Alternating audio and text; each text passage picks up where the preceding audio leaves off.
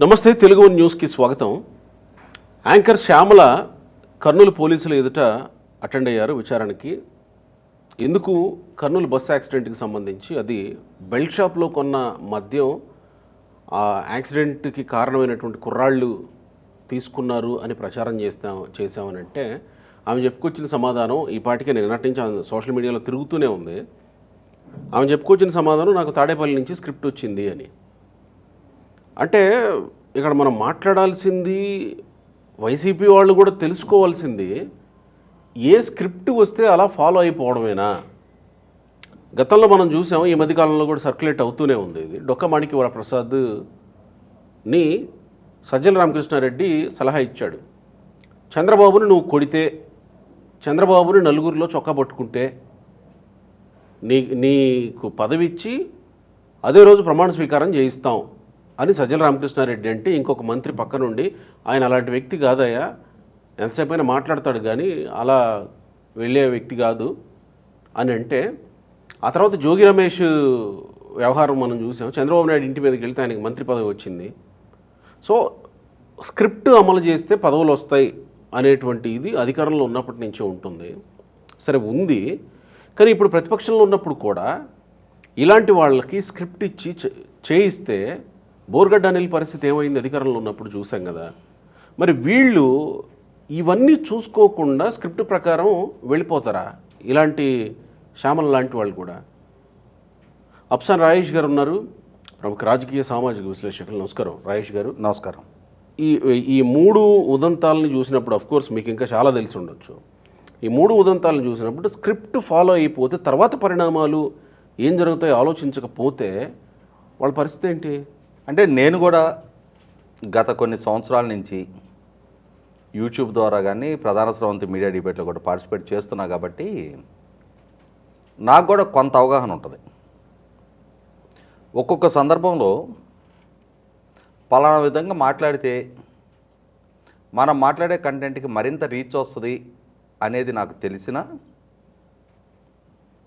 నేను అక్కడ దాన్ని ప్లేయింగ్ టు ద గ్యాలరీస్ అని కాకుండా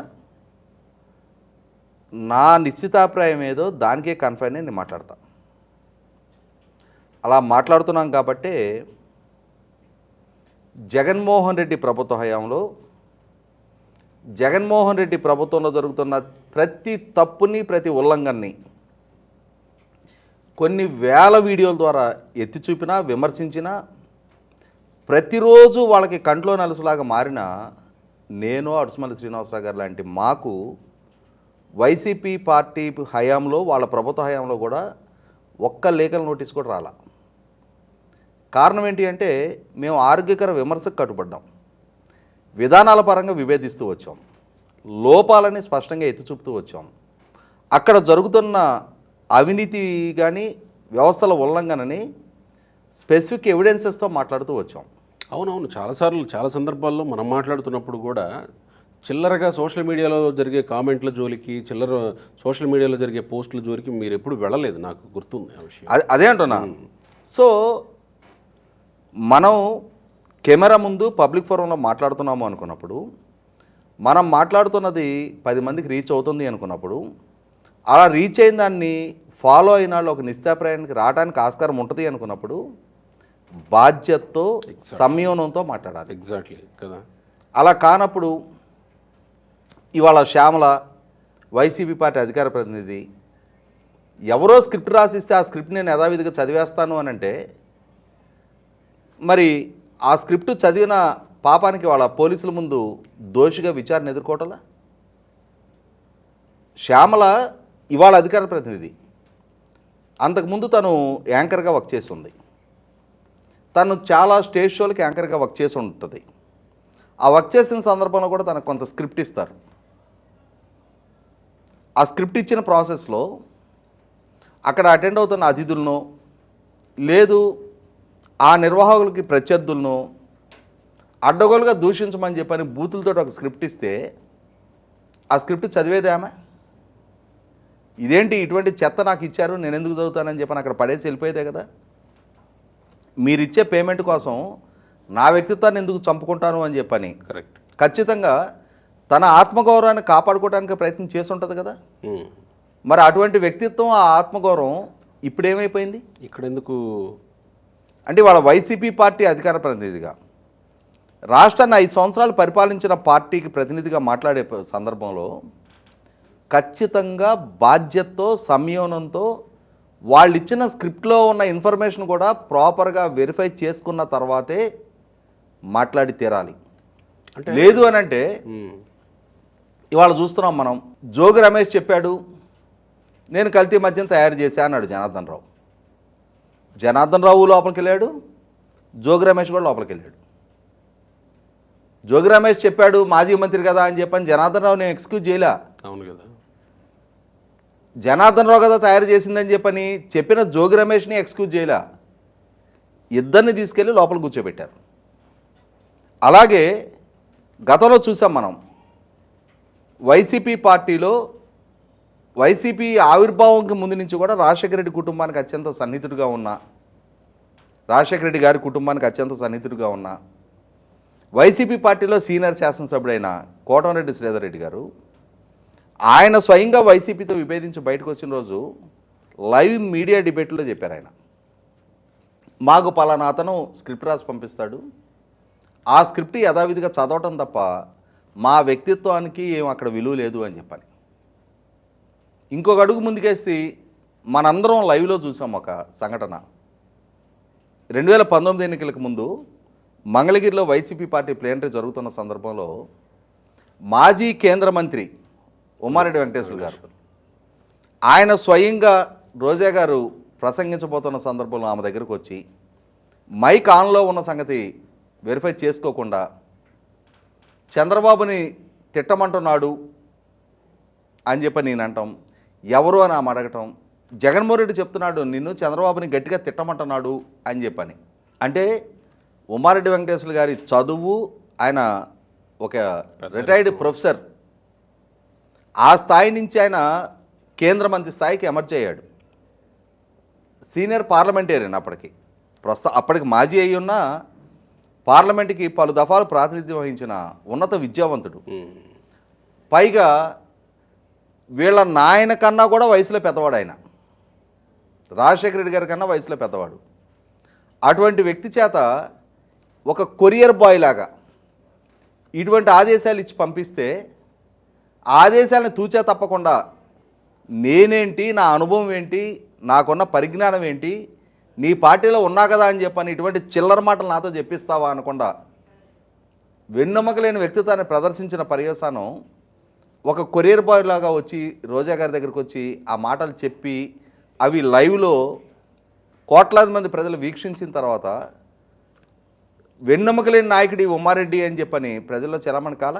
సేమ్ టైం మీకు ఒక చిన్న సబ్మిషన్ ఇక్కడ, ఉమ్మారెడ్డి వెంకటేశ్వర్లు ఆ స్థాయిలో ఉండి అలా చేస్తే ఎన్నికలకు ముందు టికెట్లు ప్రకటించేటప్పుడు కందుకూరు మాజీ ఎమ్మెల్యే మానుగుంట మహేందర్ రెడ్డి, ఒంగోలు ప్రస్తుత ఎంపీ మాగుంట శ్రీనివాసరెడ్డి, వీళ్ళిద్దరిని చంద్రబాబుని, వీళ్ళిద్దరితో పాటు ఆదాల ప్రభాకర్ రెడ్డి కూడా తిట్టమంటే మేము తిట్టము అని వాళ్ళు పార్టీ మారారు తప్ప వాళ్ళు తిట్టలేదు. అవును, వాళ్ళ పెద్దరికం నిలబడింది. అవును, అంటే ఇక్కడ గమనించుకోవాల్సింది ఆత్మగౌరవం, ఆత్మాభిమానం కలిగిన నాయకులు వేరు, ఆత్మాభిమానాన్ని చంపేసి చంపుకొని వైసీపీ పార్టీలో, ఇది ఒక వైసీపీ పార్టీకి వర్తించదు, ఏ రాజకీయ పార్టీ అయినా సరే ఆ రాజకీయ పార్టీలో ఆ నాయకత్వం ప్రాపకం కోసం వాళ్ళు మనల్ని గుర్తించి ఒక హోదా స్థాయి కల్పిస్తున్నారు కదా అని చెప్పని సొంత వ్యక్తిత్వాన్ని చంపుకొని వాళ్ళు ఏ స్క్రిప్ట్ ఇస్తే ఆ స్క్రిప్ట్ మేము చదివేస్తాము అని అంటే,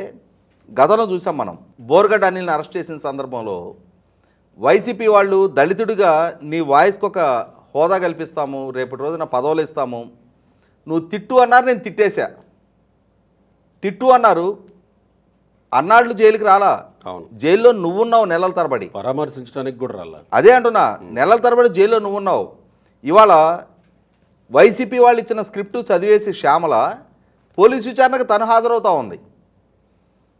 కోట్ల మంది ప్రజల ఆకాంక్షల మేరకు ఎన్నికైన, ప్రజాస్వామ్యబద్ధంగా ఎన్నికైన ప్రభుత్వాన్ని అప్రతిష్ట పాలు చేయడం కోసం తప్పుడు సమాచారాన్ని వ్యాప్తి చేయటమే భాగంగా, తప్పుడు ఉద్దేశాలు, తప్పుడు ప్రచారాలతోటి ప్రభుత్వ ప్రతిష్టను మంటగలపటంలో భాగంగా ఆ పార్టీ ఒక స్క్రిప్ట్ ఇస్తే ఇది నిజమైన స్క్రిప్ట్ అవునా కాదా, నిజంగా అలా జరిగిందా లేదా, ఆ చనిపోయిన శివశంకరు బెల్ట్ షాపులో మద్యం కొన్నాడా లేదా అనేది వెరిఫై చేసుకోకుండానే తూచా తప్పకుండా స్క్రీన్ ముందు నటించే నటుల్లాగా, కెమెరా ముందు నటించే నటుల్లాగా డైరెక్టర్ ఇచ్చిన స్క్రిప్టు, ఆ డైరెక్టర్ ఇచ్చిన డైలాగులు, హావభావాలు ప్రదర్శిస్తే నా పాత్ర నేను న్యాయం చేసినట్టు అని చెప్పని ఏదో తన పూర్వరంగం నుంచి వచ్చిన అనుభవం మేరకు నటిస్తున్నట్టుగా ఉంది తప్ప, ఆ స్క్రిప్టు చదివినందుకు నెలకింతని జీతం తీసుకుంటా ఆ స్క్రిప్ట్కి న్యాయం చేసినట్టుగా ఉంది తప్ప, దాని కాన్సిక్వెన్సెస్ ఏంటి అనేది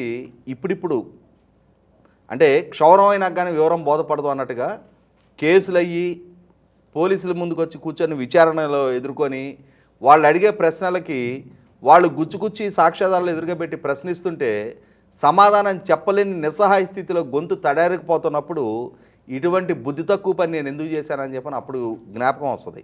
కానీ ఇక్కడ